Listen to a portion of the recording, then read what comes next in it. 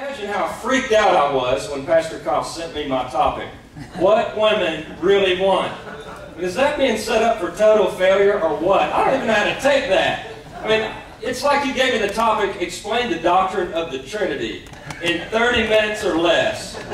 If I look smart enough to answer this question of all the ages in less than 30 minutes, just go ahead and raise your hand and I'll slip you some cash on the way out the door for making me feel a whole lot better about myself today. What women really want? Are you kidding me? Now, I can take this in a couple different ways. Maybe I should feel flattered that Wes and Kyle are readily admitting that they have no idea what women really want.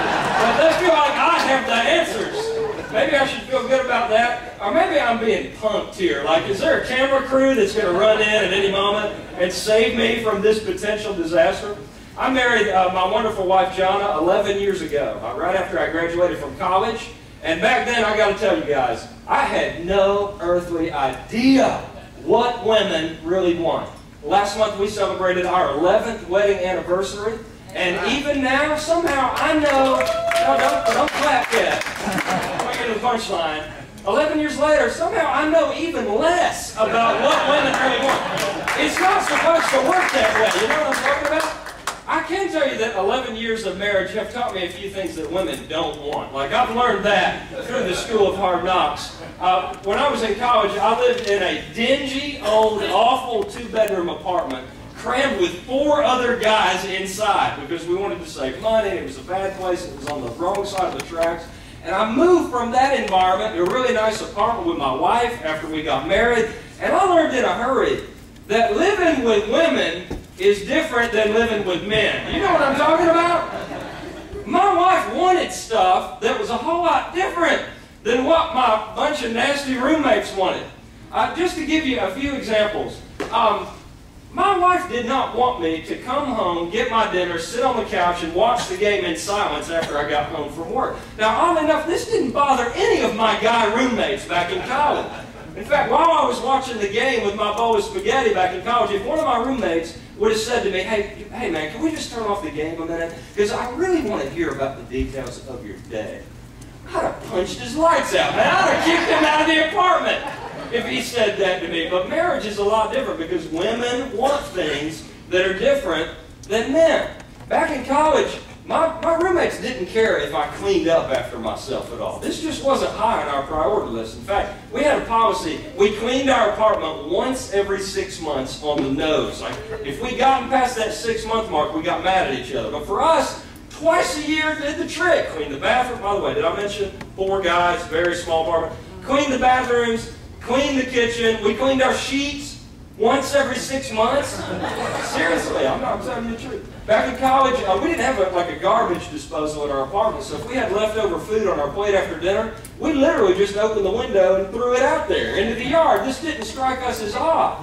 It was very odd to me when I learned that my wife did not want to live this way. Her priority list about cleanliness was a lot different than that of my male roommates back in college. Women want stuff that's different than men. Can I get a witness out there? This is gospel truth. My roommates appreciated the fact, back in college, that I handled all of the bills for my apartment. See, I didn't want those guys pulling a fast one on me. So whenever the rent was due and the utilities and the phone bill came in, I got out my calculator and I divided up what everybody owed. I demanded a check, and I made sure those checks cleared from those jokers before I paid all the bills. So I thought when I got married, man, I'm going to be the husband here. I'm going to do my wife a favor by controlling all the money that we both made and then giving her an allowance each week. And yet something about the word allowance, you know, didn't really sit well with my wife because women want stuff that is different than men. Maybe some of you married ladies can identify with the statement from the late Ruth Graham. She was the wife of the great 20th century preacher and evangelist Billy Graham. When she was asked in an interview whether or not, as a Christian woman, she had ever considered divorce, she simply said, divorce, absolutely not. Murder, yes. So take heart, guys. Not even the Reverend Billy Graham can figure out what she really wants. Well, thankfully, we don't have to depend on Billy Graham to give us those answers, and thank God we don't have to depend on me. We'd really be in a mess if that were the case. We've got the Scriptures to help us out. And at the end of Luke chapter 10, we find the keys to what she really wants by seeing the way that Jesus meets the deep need of two women that he encounters and builds a friendship with, named Mary and Martha. So let's turn to that story, which is going to be right on the screens. Luke chapter 10, beginning with verse 38. Luke says, as Jesus and his disciples were on their way, he came to a village where a woman named Martha opened her home to him. She had a sister called Mary who sat at the Lord's feet listening to what he said. But Martha was distracted by all the preparations that had to be made. She came to him and asked, Lord, don't you care that my sister has left me to do the work by myself? Tell her to help me. Anybody ever been in a situation like that? I know I have. Martha, Martha, the Lord answered, you are worried and upset about many things, but only one thing is needed. Mary has chosen what is better, and it will not be taken away from her. So before we turn to our outline that's just in the middle of your insert here in the bulletin today, I want to give two really quick disclaimers that are going to help us dive in to what she really wants that concern this passage. Number one, you've already noticed that although this passage certainly applies to those of us who are married, it's not about marriage. So if you're single, if you're a student today, this passage applies directly to your life. It's not a passage about romantic relationships or marriage or anything like that. It's a passage about Jesus building a lasting friendship with two women that he encounters by seeing what they really need deep within her soul. Here's a second disclaimer. God forbid we read this passage, as so many people do when they encounter the stories of Jesus, as something that ought to fit on a Hallmark card. It's something that's kind of sappy and kind of sentimental and about Jesus being nice to people, okay? That is not the point of the story at all. In fact, this story was absolutely scandalous in Jesus' day, and that's why Luke includes it in his stories about Jesus. You see, in the culture of Jesus 2,000 years ago, in first century Israel, to call women second-class citizens is kind of like the understatement of the millennium.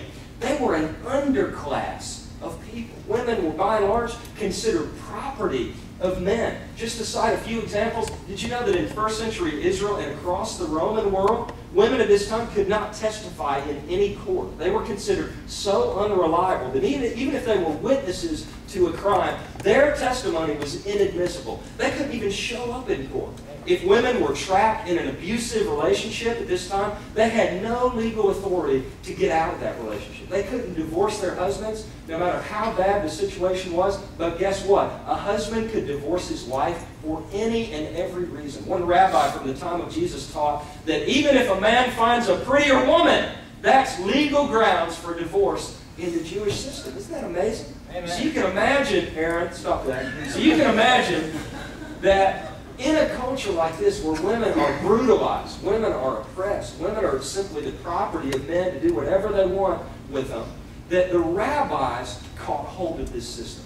The rabbis were the Jewish pastors, the teaching pastors of this time, and they reinforced this underclass of women by basically having a blanket policy that they wouldn't even associate with women. They wouldn't teach women. They wouldn't hang out with women. Rabbis taught their disciples that if you see a woman coming at you on this side of the road, go on the other side. Literally, don't make eye contact and just keep right on walking.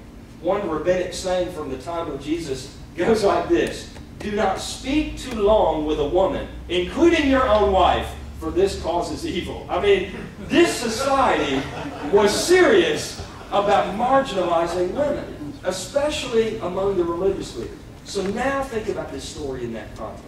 And think about how radical and revolutionary Jesus is. Is this esteemed, famous, prestigious rabbi who not only in Jewish culture freely associates with women, but guess what? He restores their value. He affirms them as valuable and equal to men in the sight of God. That's what's going on. That's the backstory to this passage. And I think as we track through the 5 points in the outline, we see that Jesus is illuminating for all of us what she really wants. Number one, women really want, she really wants Jesus in her home.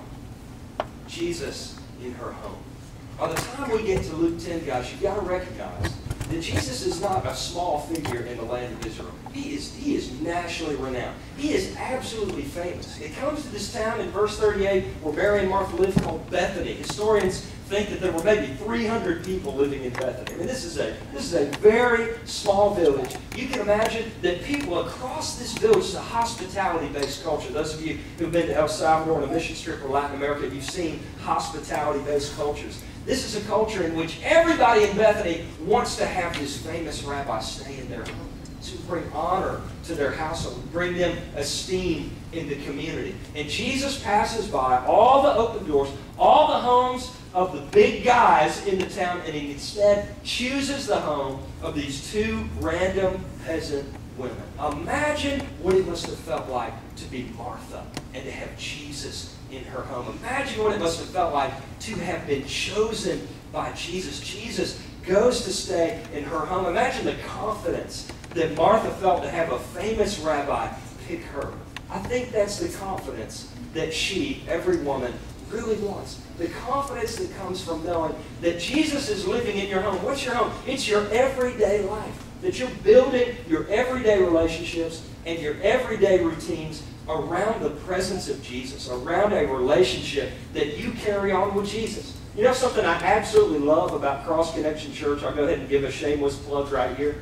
I love the fact that we only meet for one of these services for 1 hour a week.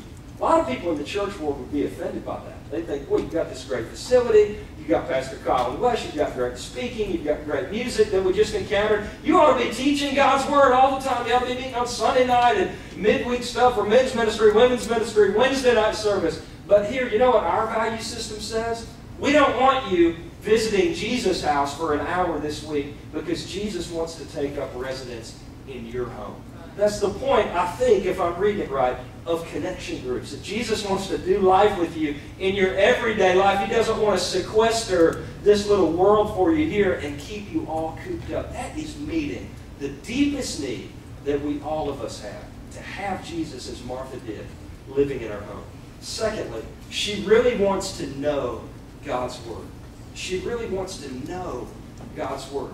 Now notice that Martha is the householder of the story. She's the leader of the household. She's the one in verse 38 who opens up her home to Jesus. But she's got this little sister who couldn't be any more different than Martha. Because all the while Martha is frazzled about getting everything prepared and getting everything right for Jesus, she's offering hospitality to Jesus in a very Middle Eastern way. Mary won't help her. Guess what Mary's doing? Sitting at the feet of Jesus. And by the way, this was scandalous when it was going on in its first century context. So when verse 39 says that Mary was sitting at the Lord's feet and listening to him, this was actually a phrase that meant something very specific in the culture of Mary and Martha. If you were a person in first century Israel and you wanted to kind of enter the school of a rabbi, you wanted to make yourself a candidate to be chosen to become that rabbi's disciple, you know, you didn't went through this very specific process that started with this step. You went and sat before the rabbi's feet and you listened to the rabbi teach. Here's the big fat caveat. Women were not allowed to do this in Jewish culture of this time. And Jesus allows Mary to do it. We have to imagine that this is a scene in which the disciples, the male disciples of Jesus, are freaking out. They're offended. They think Jesus has lost his marbles. They are tired of Jesus offending the social protocol and conventionalism of his day. But Jesus doesn't care about all that. He doesn't care how all the guys in the room feel about it. He wants Mary to become his disciple. He knows that Mary also, just like the guys, needs to be rooted in his Word. I cannot imagine a lady in our culture who doesn't desire the same thing. The confidence that comes from knowing that we're basing our lives and our decisions on something we can trust, on something absolutely rock solid, on something proven. Jesus knows that, and he knows that all of us, deep inside ourselves, really seek to know his Word. Third,